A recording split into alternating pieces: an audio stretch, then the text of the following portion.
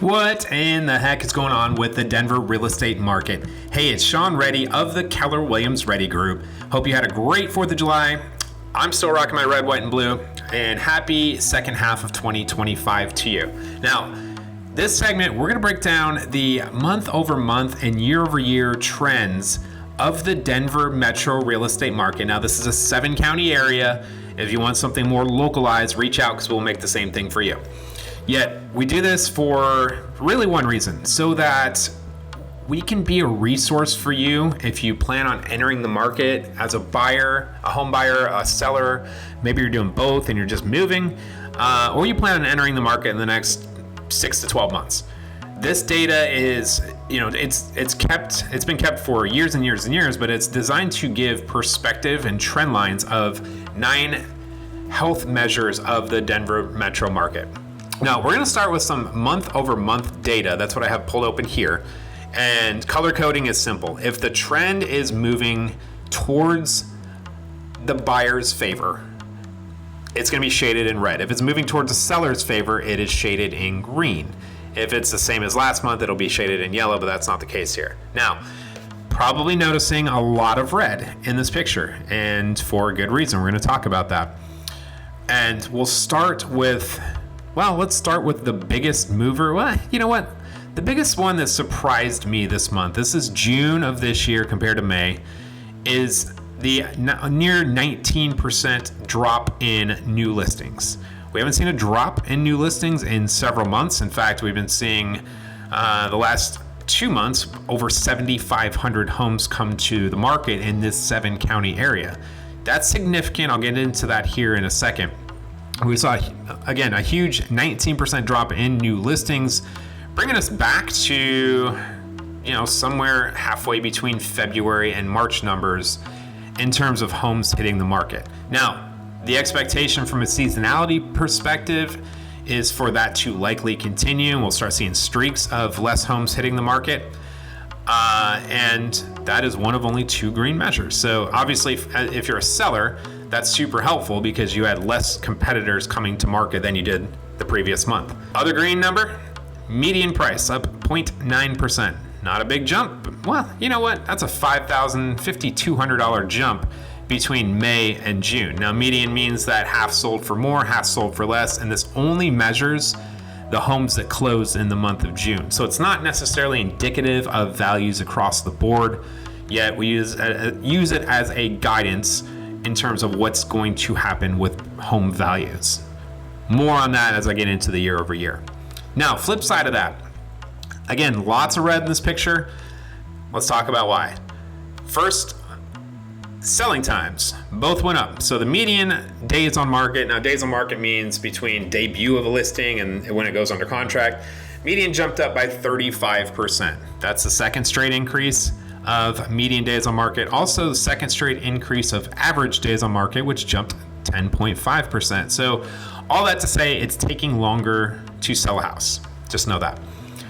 Available homes.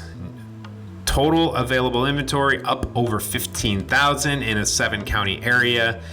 Now, if you're a buyer, you love to see it, right? So many options, so many choices, and so much more leverage, which I will touch on. If you're a seller, not great, right?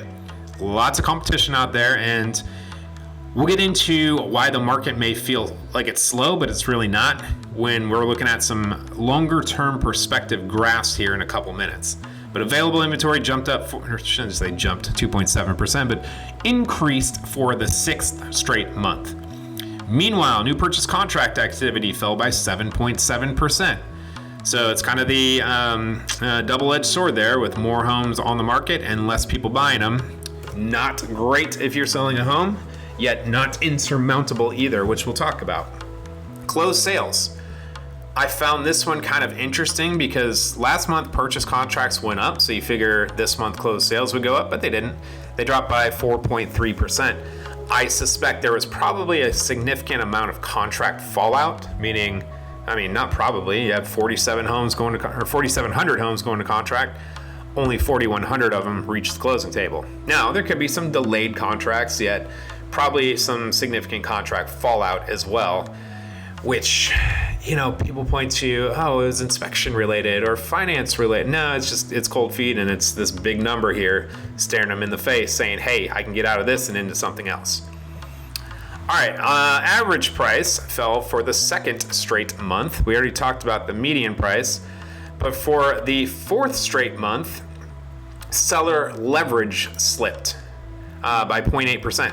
What that means is median sold price to list price ratio. That measures the relationship between a closed price and the final, not initial, but final asking price. So that fell to 98.43%. Again, good for a fourth consecutive drop. Now, let's take a look at what this looks like year over year. Yes, I track a lot of markets, bear with me. We do operate in multiple states. All right, so again, lots of red here. Now, we'll start with the green, the median selling price. Now, this measures what closed in June of 25 compared to what closed in June of 24. Median selling price was 1.7% higher.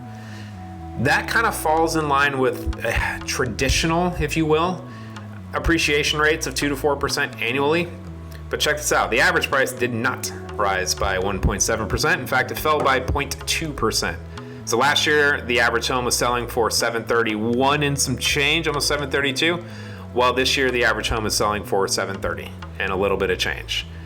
Relationship between those two, asking price or final asking price and sold price, down 1.6%. So essentially, view that as a buyer has an extra 1.6% of leverage or negotiating room by and large. Biggest changes year over year. First, I'm going to go to this big number of 170%, which represents a 170% increase in median days on market. Last year, the number was 10. This year, the number is 27. So think about that, going from a week and a half to a month of median market time. Average market time also went up significantly. 68% jump year over year from 25 to 42. And the biggest of the big, this is the one that has the biggest influence on the market, is the amount of available homes.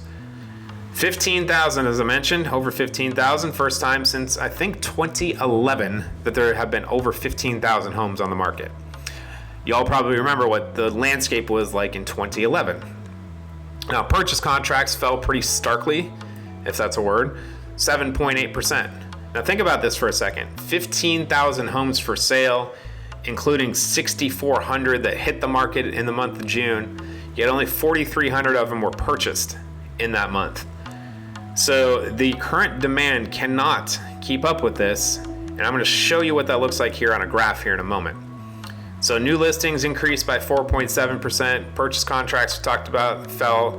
Closed sales also fell by 11%.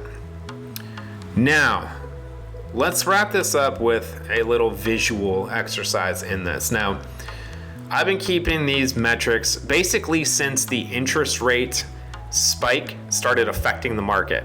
And I wanted to see what this looked like. And there's something, like, I'm going to give my take here in a moment. I should mention, if I didn't already, that the whole purpose of this is to give you perspective and to be a resource to guide you through the market if you are selling a home or buying a home or doing both at the same time, whether that's now or sometime in the future. Even if we never interact, I would love for this to be, somewhat of a resource for you to make decisions, because this is real data over time. All right, back to our regularly scheduled programming. Let's talk about average and median market time.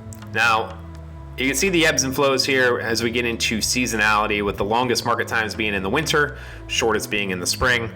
We have already rounded that curve and fully expect it to take longer and longer to sell a home as we get into the second half of the year. This one's a little more nuanced because it has three metrics. So available homes in the red, new listings in the blue, new contracts in the yellow. Now, what I want to point out here, new contracts in the yellow, it's not like it's falling off of a cliff with that line rapidly decelerating or declining. Purchase contracts have remained relatively even over the course of these 3 years. What's gone up is the available inventory. And the wider that gap is between the red and the yellow, the slower the market feels. So homes are still selling every single day, 150 of them a day roughly. However, with all these, all this red line creeping up and up and up and up, that's a lot of competition. So what are you going to do to stand out from that competition?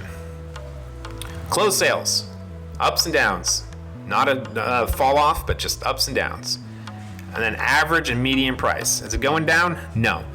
Can it if this gap between the yellow and the red grows more? Absolutely. And I would expect to see so if that gap does continue to grow. And more on that here in a second, actually. Last graph, median sold price to list price ratio. Not really much to talk about there. It's basically a floor of 97%, a ceiling of 101%, we'll call it, and then some bounces around in between. Okay, back to price, average and median. It's not going up, it's not going down, but can it? Yes. And it's all going to hinge on this. Will this red line continue to increase? Will it tail off a little bit like it kind of has? Stay tuned. We'll show you next month as we gather the July data. For now, thanks so much for watching. Again, Sean Reddy of the Keller Williams Ready Group. And if we can be a resource for you in any way, drop a comment, reach out on social, and we'll see you next month.